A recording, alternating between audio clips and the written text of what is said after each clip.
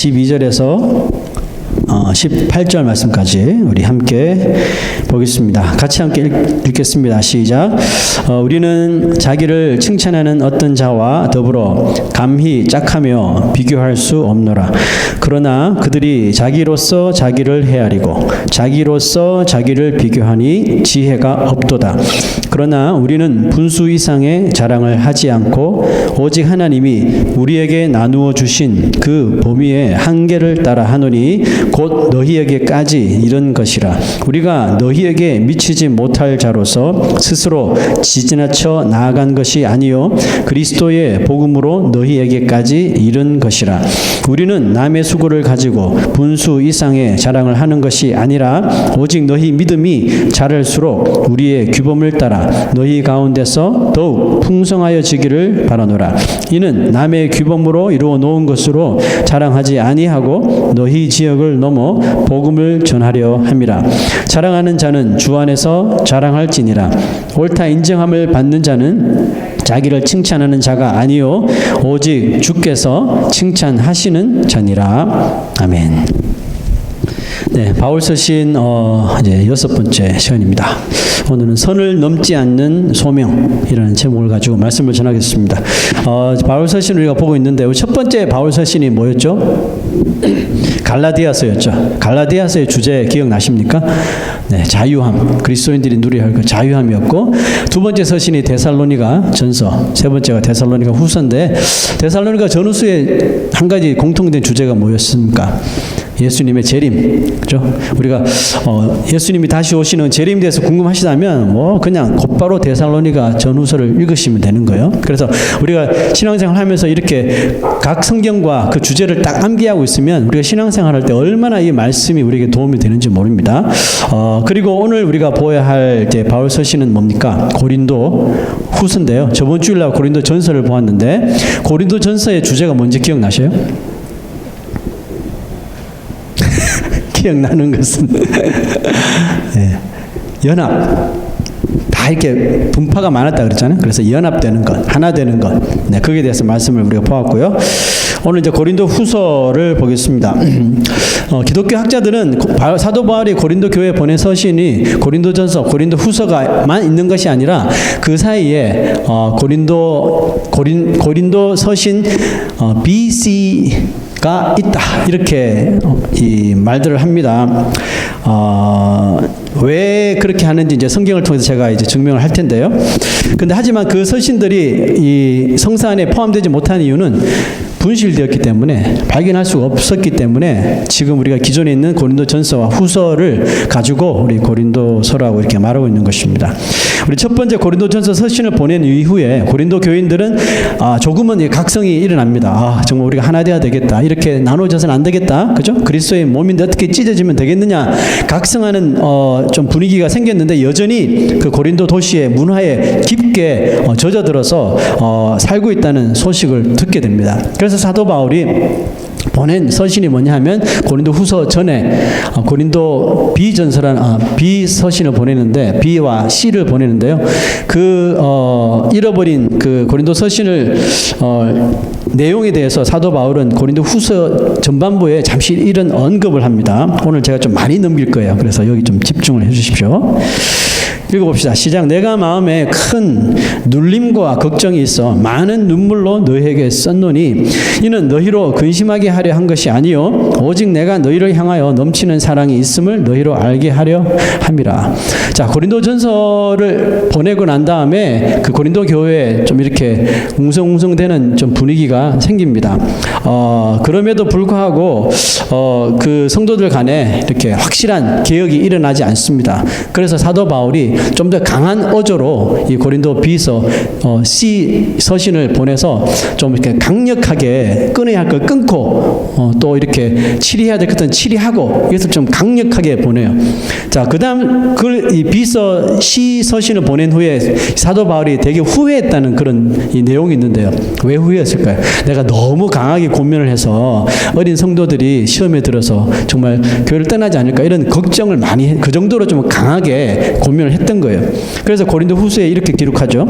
내가 마음이 큰 눌림과 걱정에서 많은 눈물로 너에게 썼다 그러잖아요. 그죠? 쓴 이유가 뭐예요? 이는 너희로 근심하게 하려 하는 것이 아니고 오직 내가 너희를 향하여 넘치는 사랑이 있음을, 그리스도가 너희를 향한 사랑이 있음을 이 서신을 통해 전하는 것이다 라고 부드럽게 권면을 합니다. 자, 이처럼 바울은 때로는 정말 강력한 어조로 교회 안에 발생하는 문제들을 대처하라고 권면했지만 어떤 서신에서는 이렇게 또 눈물을 흘리며 간절한 마음으로 호소하기도 했습니다. 여러분, 감사하게도 바울에게 진심 어린 권면을 받아 무지하게 행했던 그런 고린도 교인들의 행동들, 즉 교회의 연합을 깨는 그런 행동들을 변화시키려고 하는 그 노력들이 고린도 교회에서 일어나더라는 것입니다. 그러나 그 중에는 여전히 교회에 분쟁을 일으키는 자들이 전혀 사도 바울의 권면에도 변화되지 않고 있었으며, 특히 다른 복음을 전하고 있었던 이 거짓 교사들로 인하여 오히려 사도 바울이 정말 사도 맞나?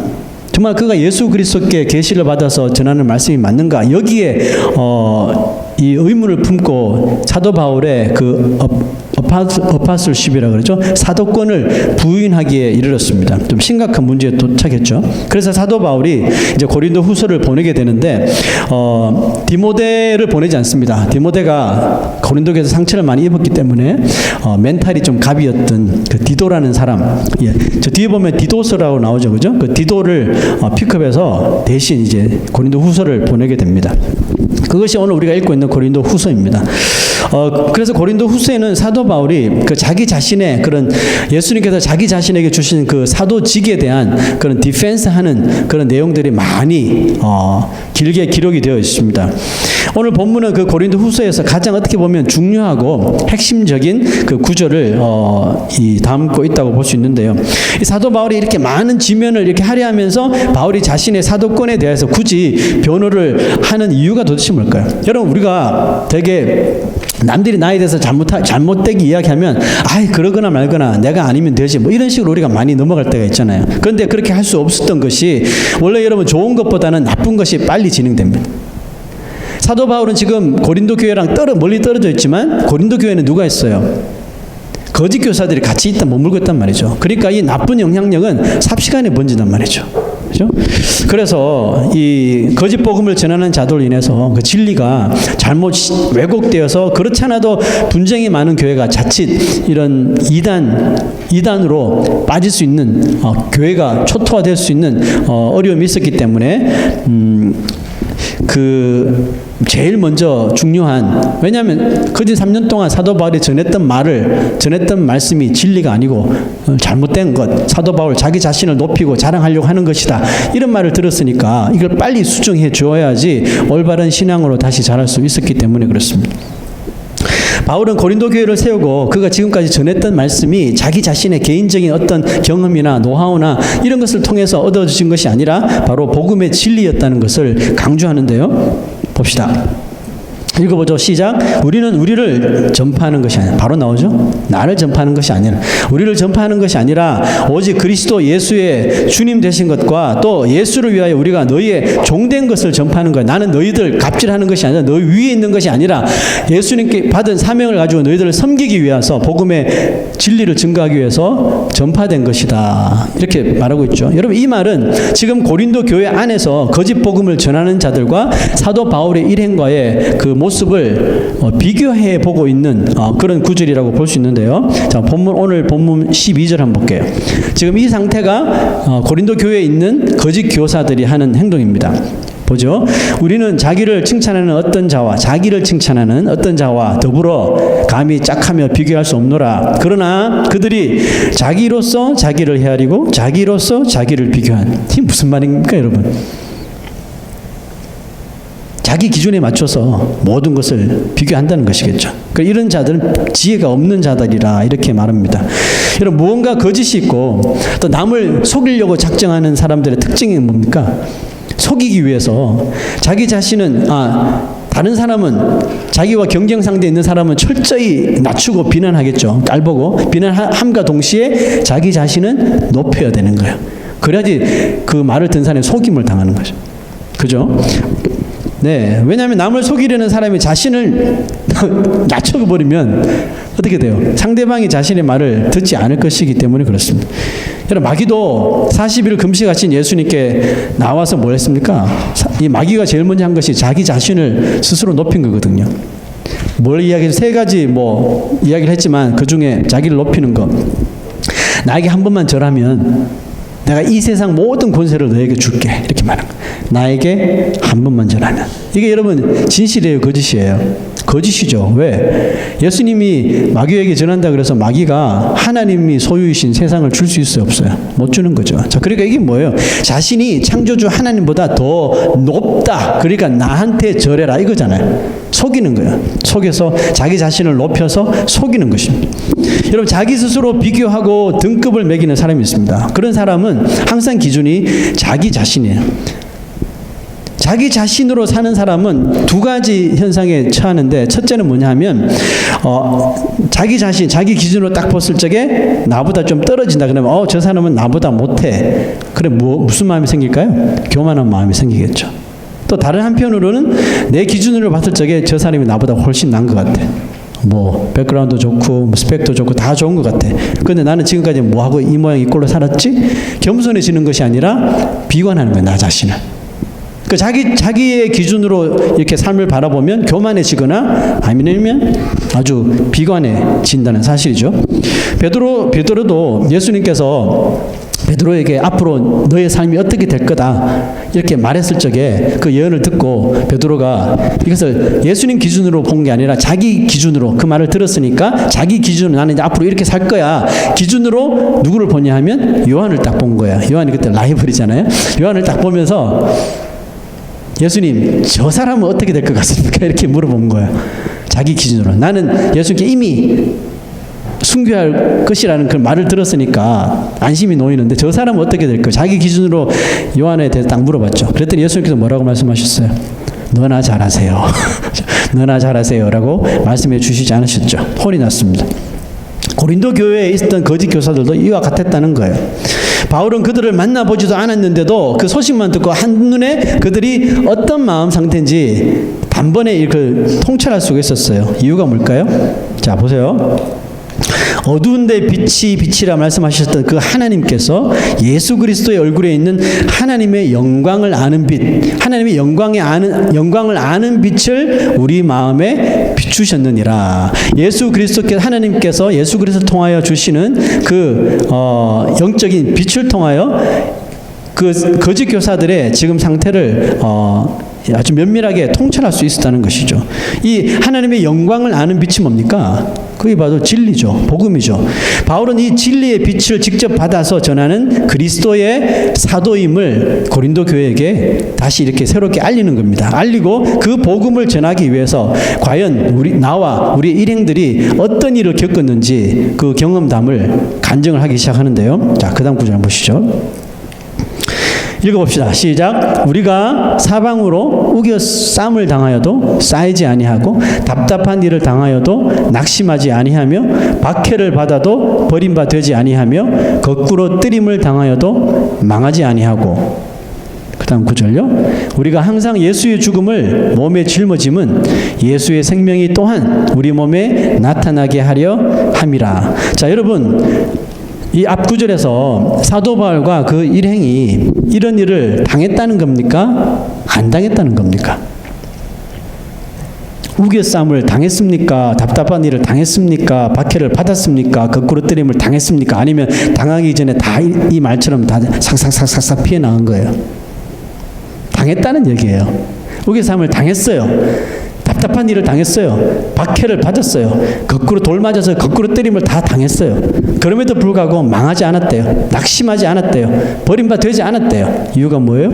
우리가 항상 예수의 죽음을 몸에 짊어지고 있었기 때문에 예수의 생명이 또한 우리 몸에 나타나게 하시기 위해서 이런 일들을 허락해 주셨다는 거죠. 바울은 자신과 그의 일행이 이와 같은 어려움을 온전히 겪으면서도 뭘 세웠어요? 고린도에다가 교회를 세웠다는 거죠. 그래서 계속적으로 고린도뿐만 아니라 복음을 전하는 일을 두려워하지 않고 감당할 수 있었는데 그렇게 감당할 수 있게 해주신 그 원인이 뭐냐? 또 이렇게 설명합니다.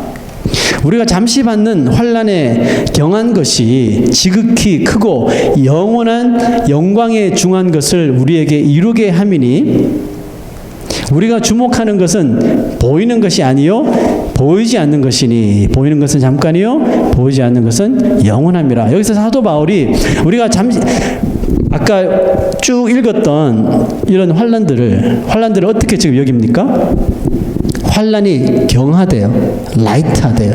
그 여러분 보시기에 이 환난이 약한 겁니까? 네? 근데 사도 바울은 잠시 받는 환난에 경한 것이라고 표현해요. 왜요?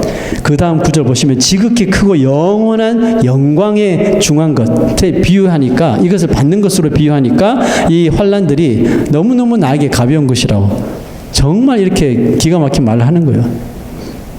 자, 여러분, 사도 바울이 주목하는 것은 뭐였어요?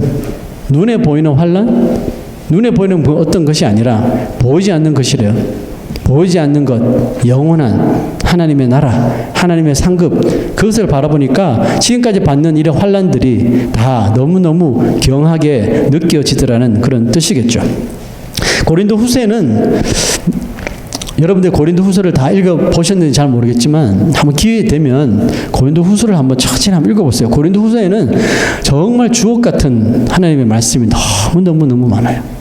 그래서 시간 되면 한번 고린도 후서를 한번 읽어보시기를 제가 권유해 드리고요. 바울은 고린도 교회에 복음을 전한 것이 진리를 위하여 자신의 생명도 아끼지 않았던 것임을 지금 나타내고 있는 것이거든요. 여러분, 그리스도인의 삶의 기준이 뭐여야 됩니까? 그리스도인의 삶의 기준은 사도 바울처럼 오직 하나님의 말씀이어야 됩니다. 또 말씀의 주체이신 예수 그리스도가 우리 그리스도인의 삶의 스탠다드 기준이 되어야 합니다. 그런데 그 기준이 자신에게로 넘어온다면, 그 기준이 자기 자신에게 넘어올 때 발생하는 것이 뭐예요? 바로 그게 교만함, 또 비관하는 이 모습이라는 것입니다. 아담과 하와가, 특별히 하와가 뱀에게 유혹을 받죠. 뱀에게 유혹을 받았을 때 그 유혹에 넘어가잖아요. 넘어간 이유가 뭐예요? 선악과에 대한 그 말씀의 그 기준을 자기의 기준으로 보았기 때문에 그렇습니다. 선악과를 먹지 말라고 한 것은 누구의 명령이었어요? 하나님의 명령이 있잖아요. 하나님의 명령의 기준으로 보았다면 하와도 아마 그 선악과를 먹지 않았을 것입니다. 근데 근데 하나님의 기준을 자기의 기준으로 바꾸는 게 뭐예요? 그걸 마귀가 주는 시험이고 유혹이잖아요. 자, 그래서 마귀가 뱀으로 가장한 마귀가 뭐라고 이야기합니까? 하나님이 정말 먹으면 죽는다 그러디? 그거 다 거짓말이야. 먹으면 하나님처럼 될 것 같으니까 먹지 말라고 한 거야. 하나님의 명령이었던 그 기준이 이 뱀의 유혹을 통해서 자기 기준으로 딱 바꿔진 거예요. 그래서 하와가 자기 기준으로 다시 선악과를 딱 봅니다. 선악과를 딱 보자 어떻게 됐어요? 먹음직스럽고, 네? 지혜가 생길 만큼 정말 지혜롭고 탐스럽게도 보이고, 진짜 저 선악과를 먹으면 하나님처럼 될 것 같은 느낌이 훅 하고 들어온 거죠. 여러분, 이처럼 자기 기준으로 사는 사람은 교만의 길을 갈 것이 분명하지만, 말씀이 기준이 되는 사람은 어떠한 사람일까요? 말씀이 기준이 되는 사람은 겸손한 삶을 살아갈 수밖에 없어요. 왜냐하면 하나님의 말씀을 읽고 또 하나님을 알면 알아갈수록 우리 인생에 대해서 알게 되거든요. 인생이 얼마나 연약한 존재고 인생이 얼마나 부족한 죄인인지를 하나님의 말씀을 통해서 우리는 면밀하게 깨달을 수 있게 되기 때문에 그렇습니다. 말씀을 읽는데도 계속 교만한 사람이 있을까요? 말씀을 매일매일 여러분 읽고 먹는데도 교만한 사람이 있을까요? 있어요. 많아요. 왜 말씀을 읽는데 교만한 사람이 될까요? 말씀도 자기 기준으로 읽으니까. 말씀을 자기 기준으로 읽는 사람 많습니다. 자기 기준으로 읽다 보면 이렇게 돼요. 내가 보기에 나의 지식으로, 내가 배운 지식으로 볼 때 이것은 아닌 것 같다. 내가 보기에 하면서 다 이 성경을 다 잣대질하게 되는 것입니다. 여러분, 그러나 성경을 읽는 정확한 기준은 나 자신이 되어서는 안 됩니다. 성경의 원저자이신 하나님이 기준이 되도록 해야 되는 것입니다. 자, 여러분, 창세기 1장 1절에 무슨 말씀이 있습니까? 태초에 하나님이 천지를 창조하셨다 그랬죠. 태초에 하나님이 천지를 창조하셨느니라를 믿는 것이 성경을 읽는 기준이 되어야 하는 것입니다. 여러분, 이것이 믿어져야 성경 전체가 다 믿어져요. 근데 이것이 안 믿어지면 1장 1절에서 막히면 성경 전체가 다 안 믿어지게 되는 것입니다. 그러므로 여러분, 우리가 성경을 읽다가 나의 기준으로 만약에 어떤 것이 믿어지지 않는다, 이해가 되지 않는다, 그런 부분이 발생할 때 우리는 재빨리 창세기 1장 1절을 내가 얼마나 신뢰하고 있는가를 생각해 보셔야 돼요. 그래서 내가 태초에 하나님이 천지를 창조하셨다, 이 말씀을 토시 하나 빠지지 않고 내가 확실히 믿는다. 그러면 여러분, 어떤 믿기지 못할 기적을 보아도 내가 보기에로 읽는 것이 아니라 하나님이 보시기에로 읽게 되는 거예요. 하나님이 보시기에로 어떤 기적의 사건을 보게 되면 어떻게 돼요? 태초에 천지를 말씀으로 창조하신 하나님을 내가 믿으면 이 기적 왜 못 믿어? 그냥 커먼 센스가 되는 거예요. 성경에 나오는 믿지 못할 모든 기적들이 그냥 일반 상식이 되어버리는 거예요. 무슨 기준으로 성경을 본다면? 하나님 기준으로. 하나님이 보시기에로 성경을 읽으면 모든 성경 내용의 말씀들이 구구절절이 다 진리의 말씀으로 믿게 된다는 사실입니다. 바울이 여러분 얼마나 멋진 말을 한지 아세요? 자, 다음 구절 한번 보세요. 우리는 분수 이상의 자랑을 하지 않고 오직 하나님이 우리에게 나누어 주신 그 범위의 한계를 따라 하노니 곧 너희에게까지 이른 것이라. 솔직히 저는 이 구절을, 고린도후서를 쭉 이렇게 계속 읽으면서 이 구절이 딱 제 마음에 들어와서 이 본문으로 삼은 거거든요. 자, 여러분, 바울이 고린도에까지 가서 교회를 세우게 된 그 기준을 지금 정확하게 이제 밝혀주고 있거든요. 교회를 세운 것이 사도 바울의 어떤 이 커리어나 뭐 자랑을 위한 것이 아니라는 거죠. 오직 하나님이 정해주신 그 뜻에 따라서만 너에게까지 갔다, 이런 말을 하죠. 그죠? 하나님이 정해주신, 하나님께서 나누어 주신 그 범위의 한계를 따라 너에게까지 이른 것이라 하고 말하는데, 여러분, 하나님이 나누어 주신, 하나님이 정해주신 그 범위란 게 도대체 뭘까요? 그 범위란 게 바로 중요한 말입니다. 성도의 소명이라는 것입니다. 여러분, 성도가 되면 하나님께서 성도에 주신 소명이란 게 있잖아요. vocation, calling이란 게 있잖아요. 그 콜링 따라 우리가 남은 평생을 사는 것이 성도의 삶이잖아요. 예수를 믿고 크리스찬이 되었는데 아무런 소명의식이 없어. 그거는 정말 그냥 빈털터리로 사는 거예요. 예수 그리스도께서 십자가에서 죽으시고 우리에게 주신 믿음이 있다는 것은 소명의식을 가지고 하루하루를 그 의식에 맞게 사는 것이거든요. 자, 그런데 하나님께서 우리에게 나누어 주신 그 범위라는 것이 바로 성도의 소명인데, 잘 들어보십시오. 여러분, 교만과 자랑, 이거는 같은 말입니까? 틀린 말입니까? 교만과 자랑은 어떻게 보면 같은 말일 수도 있지만 어떻게 행동하느냐에 따라서 완전 다른 의미일 수도 있습니다. 모든 것을 자신의 공로로 돌린다면 여러분, 그것은 교만함이죠. 그죠? 그러나 모든 것 중에서도 특히 내가 인발브 돼서 너무나도 일이 잘 된 것이 있습니다. 뭐 직장에서나 가정에서나 또 어디서나 내가 인발브 됐는데 일이 너무 잘 끝났어요. 이런 일까지도, 자신이 잘한 것까지도, 이것을 모든 공로를 하나님 앞에 하나님이 하신 것으로 영광을 돌리는 것은 무엇입니까? 이것은 올바른 자랑거리이며 이것은 하나님에 대한 간증거리라는 것이죠. 사도 바울은 이 자랑에 대해서 무슨 말을 했습니까? 우리의 분수 이상의 자랑을 하지 않는다, 이런 말을 했습니다. 여러분, 우리의 분수가 뭐예요? 분수는 오늘 영어 성경 보니까 proper limit이라는 단어를 사용했어요. proper limit. 아주 고요한 하나님이 책정해 놓은 어떤 이 리미테이션을 말하는 거겠죠. 우리의 분수 그 이상은 자랑하지 않는 것이라고 지금 말하고 있는데요. 자, 여러분, 우리의 분수, 이 proper limit이 어디까지라고요? 이것은 하나님이 우리에게 나누어 주신 그 범위까지라는 것입니다. 자, 여러분, 그런데 문제는 뭐예요? 하나님이 성도로서의 소명의식을 가지고 살아갈 때 이 정도까지 살아라고 하는 그 범위를 딱 한계선을 정해 놓았는데, 문제는 뭐냐면 우리가 그 범위에 만족하지 못한다는 것이죠. 그 하나님께서 정해 놓으신 그 선을 마음대로 넘나든다는 사실이죠. 하나님께서 정해놓으신 이 그리스도인들의 소명이 많잖아요.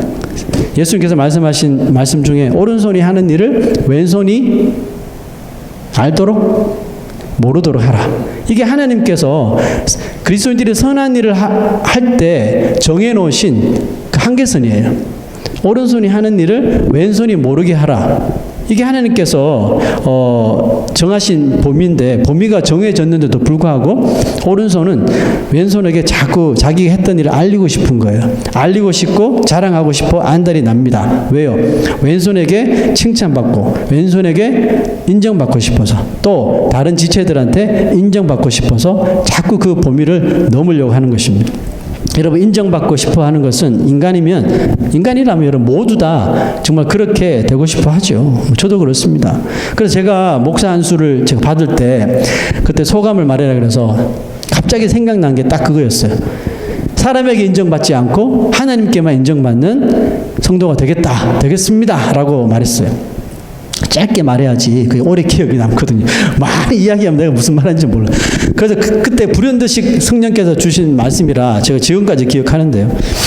그 말을 어떻게 하든지 좀 기억하면서 살아가려고 해요. 왜냐하면 내 마음속에는 내가 목사라는 직업을 가지고 강단에서 서보고 메시지를 전해보고 이런 삶을 살다 보니까 내 마음속에는 항상 사람들이 나를 알아봐 주었으면 하는 그런 바람이 내가 원치 않더라도 내 마음에 정말 크게 자리 잡고 있다는 것을 나 자신이 깨달았기 때문에 그렇습니다. 얼마나 유혹이 많은 자리인지 몰라요. 사람들이 적든지 사람들이 많든지 참 그곳에서 어떻게 하면 좀 돋보이고 싶고 또 내가 전하는 말을 통해서 저 사람이 변화되는 것을 보고 싶고 막 이런 어떻게 보면 저 교만스러운 이 마음이 항상 이렇게 터져 나오는 것을 알았기 때문에 그래요.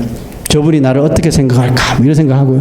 또 주일날 설교를 하게 되면 설교를 듣는 저 사람은 어떤 마음을 가지고 있을까, 그죠? 막 열심히 복음을 선포해야 되는데 자, 저 사람 무슨 마스크 쓰고 무슨 생각을 할까? 참 이런 생각을 한다는 거죠. 네? 정말 은혜 받고 있을까? 변화되고 있을까? 변화될까? 뭔가 깨달았을까? 이런 마음들로 인해서 자꾸 마음이 복잡해진 그런 것을 경험했습니다. 특별히 제가 목사 초기에 그런 것을 많이 경험했어요. 여러분, 소명받는 성도들도 마찬가지예요. 성도들의 소명이 뭡니까? 하나님께서 정해놓으신 우리에게 나누어 주신 그 너희들 이 정도까지 살아야 되라고 이렇게 테리토리를 주시고 성도의 삶의 소명의식의 범위를 딱 주셨는데 그게 뭐예요? 하나님의 말씀이잖아요. 그죠? 그 말씀대로 말씀대로 살려고 하는데 말씀대로 살려고 하면 다른 사람들이 나를 어떻게 볼까? 다른 사람들은 혹시 나에게 손가락질 하지 않을까? 이런 생각들. 혹시 비웃지 않을까? 야, 너만 교회 다니냐? 나도 교회 다니는데 왜 혼자 잘난 척 하냐? 이런 공동체 생활에는 공동체 그 룰에 따라야 돼. 그러면서, 그죠? 이런, 혼자 잘난 척 한다고 혹시나 욕하지는 않을까? 뭐 이런 생각들요. 그러나 여러분, 이런 생각들은 목회자나 성도들에게 마찬가지로 절대로 건강한 마음을 만들어주지 못합니다. 여러분, 하나님의 말씀을 그대로 진실하게 전하고 진실하게 정말 살았다면 뭐 남들이 욕하거나 비웃든지 간에 이게 하나님의 말씀이기 때문에 나는 이 범위 안에서 살 거야 라고 그 말씀대로 우리가 정말 살았다면 목사의 소명, 성도의 소명을 여러분 다 하고 있는 것입니다. 그 다음은 뭐예요? 그 다음은 하나님의 성령님의 테리토리예요. 그 선을 넘지 말라고요. 왜? 성령님이 역사하셔서 그 사람을 내가 전한 말씀을 통해서 그 사람 마음을 막 흔들고 변화시키고 그렇게 살면 안 돼. 삶을 개혁시키고 부부 관계가 달라지고 부모와 자녀의 관계가 막 달라지고 코워커 간의 사이가 다시 막 달라지면서 그런 변화들 누가 만들어줘요? 목사가 만들어준 게 아니라 목사가 전한 말씀을 통한 성령께서 움직이시고 사역하시는 영역이거든요. 그 선이 있단 말이죠. 근데 자꾸 우리는 그 선까지 넘으려고 하는 거죠. 내가 말씀을 전하면 저 사람 어떻게 받아들일까? 은혜는 받고 있을까? 그 생각하다 보면 말씀을 잘못 가르칠 수가 있거든. 내 주관적으로 이 말씀이 틀어질 수가 있어요. 우리 성도의 삶도 마찬가지죠. 내가 이 말씀을 따라 살게 되면 어제까지 안 살았는데 오늘은 쟤 이상하네? 혹시 이렇게 날 보지 않을까? 이상한 사람으로 보지 않을까? 잘난 체 한다고 보지 않을까? 이런 생각들이 막 든단 말이죠. 그렇게 해서 그렇게 살지 못하고 그것도 여러분 선을 넘는 거예요. 그냥 하나님께서 나에게 주신 말씀이니까 소명을 받아 그냥 살면 되는 거예요. 그 다음은 남들이 뭐라 그러든지 신경 쓸 필요가 없는 거죠. 자, 여러분, 저는 성도들이 뭐 예전에도 그렇고 지금은 그게 더 합니다. 뭐 말씀을 전하고 이렇게 또 이렇게 영적으로 신앙적으로 상담을 하고 그러면 성도들이 목사님 오늘 은혜 많이 받았습니다. 뭐 나쁜 말은 아주 좋은 말이죠. 그냥 좋은 말이고 뭐 그런데 은혜 받았습니다라는 말보다는 그런 말은 하지 않지만 자신들의 삶으로 돌아가서 그 삶이 조금이라도 이렇게 변해가는 모습을 보는 것, 그런 모습을 저는 더 듣고 싶고 보고 싶은 거거든요. 여러분, 성도들이 저한테 찾아와서 진짜 목사님 말씀대로 살려고 하는데 너무 힘들어요. 이것도 어렵고 저것도 어렵고 이것도 안 도와주고 저것도 안 도와주고 말씀대로 사는데 너무 힘들어요. 이런 말 저는 듣고 싶은 거거든요. 왜 제가 여러분 이런 말 듣고 싶을까요? 목사님 말대로 살았더니 삶이 완전히 변했습니다. 이거는 좀 불안해요. 이건 정말 불안해요. 솔직히 잘 안 믿겨져요. 그런 거 말고. 여러분, 우리가 말씀대로 살면 100% 그래 다 변화되던가요? 안 되잖아요, 솔직히. 근데 말씀대로 살아보려고 막 애쓰고 노력하고 안 되는데, 그래서 막 SOS 저한테 치고 힘들어요, 기도해 주세요. 이런 모습이 저는 좋다고요. 왜 그렇죠? 왜냐하면 그 사람은 지금 하나님께로부터 받은 그 성도의 소명을 가지고 살려고 노력하고 있는 것이기 때문에 그렇습니다. 아멘. 그렇죠? 하나님이 주신 그 범위 안에서만, 이 말씀이라고 하는 범위 안에서만 내가 어떻게든지 살아보려고 하는 모습이 보이기 때문에 저는 너무너무 성령 하나님께 감사하는 것이란 거예요.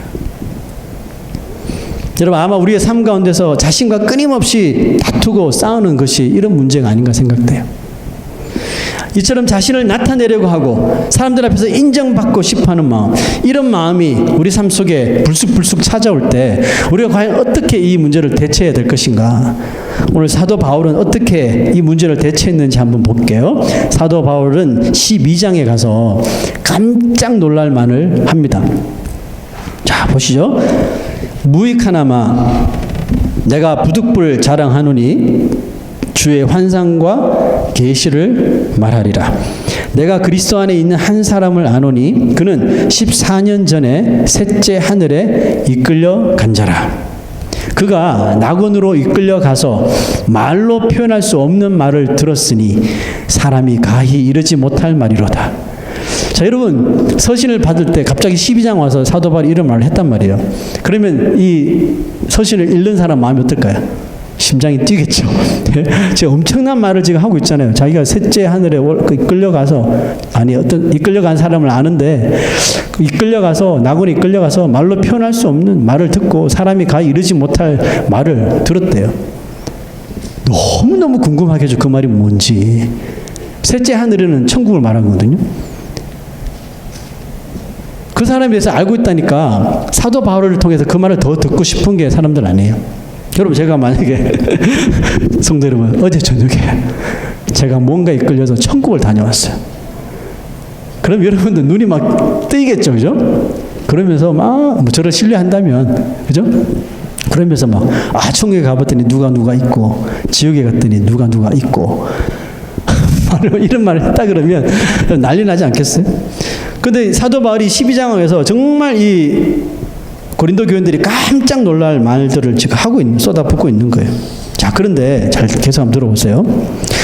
중간쯤에 내가 이런 사람을 위하여 자랑하겠으나, 이런 사람을 위하여 자랑하겠대요. 그러나 나를 위하여는 약한 것들 외에는 자랑하지 아니라. 여기서 왜 갑자기 사도 바울이 자기의 약한 것들만 자랑한다고 왜 말을 이렇게 지금 했을까요? 조금 이렇게 헷갈리게 만들죠, 그죠? 자, 그런데 그 다음 구절 보세요. 내가 만일 자랑하고자 하여도 어리석은 자가 되지 아니할 것은 내가 참말을 함이라. 그러나 누가 나를 보는 바와 내게 듣는 바에 지나치게 생각할까 두려워하여 그만둡니다. 지금 판 다 벌려놓고 이쯤 마치겠습니다. 이렇게 한 거예요. 여러분, 지금 바울이 알고 있다는 그 사람이 누굴까요? 사도 바울 자기 자신을 이야기하는 거야. 근데 지금 안 드러내는 거죠. 그죠? 안 드러내는 거예요. 자기 자신을 말하는 거예요. 그런데 그런 엄청난 체험을 했었지만 그는 그 체험을 말하는 것을 갑자기 그만둬버려요. 이유는 뭐예요? 누가 나를 보는 바와 내게 듣는 바에 지나치게 생각할까 두려워해서랍니다. 자, 이 말은 뭐예요? 자신이 하늘나라에 가서 보고 경험한 그 체험을 만약에 낱낱이 말해버린다면 사람들이 사도 바울을 어떻게 볼 것 같아요? 하나님 다음으로 보겠죠. 그죠? 하나님 다음으로 볼 거예요. 이 사람을 정말 귀중하게 여겨서 높일 것이기 때문에 사도 바울은 여기서 말을 닫아버린 거예요. 그만하겠습니다. 끝. 이해되십니까? 여러분 요즘에 서점 가보시면 천국 갔다 온 이야기 너무너무 많아요. 사람들은 꿈만 꿔도 천국에 대한 꿈만 꿔도 책을 써요. 간증 집회를 다녀요. 그 다 꿈꾼 이야기거든요. 저도 꿈꿔요. 천국에 대한 꿈도 꾸고 또 휴거되는 꿈도 꾸고. 그리고 그 사람 말은 진짜고 제 꿈꾸면 거짓입니까? 사람들은 여러분, 사람의 이런 영역을 벗어나서 뭔가를 신비적인 것을 보고 또 느낀 것에 대해서 너무나도 나타내요. 물론 그것을 통해서 경각심을 주기 위한 그것이 있을지 모르겠지만 많은 경우, 특별히 천국에 대한 간증에 대한 경우는 자기를 높이는 일이 많습니다. 정말 조심해야 되는 거죠. 근데 사도 바울은 보세요. 그만두노라라고 끝내버리는 거죠. 그리고 이렇게 말합니다. 옳다 인정함을 받는 자는 자기를 칭찬하는 자, 그러니까 자기 스스로를 칭찬하는 자가 아니고 오직 주께서 칭찬하시는 자니라. 자, 이 말을 하기 위해서 자기가 잠깐 경험했던 스토리를 살짝 문을 띄운 거예요. 이 말을 하기 위해서. 자기가 자기 스스로를 칭찬하는 자가 옳다 인정함을 받는 자가 아니라 하나님께도 칭찬하는 자. 자, 그러면 바울이 깨달은 주님께서 칭찬하시는 그 사람은 누굴까요? 그 대상이 어떤 사람을 말해요?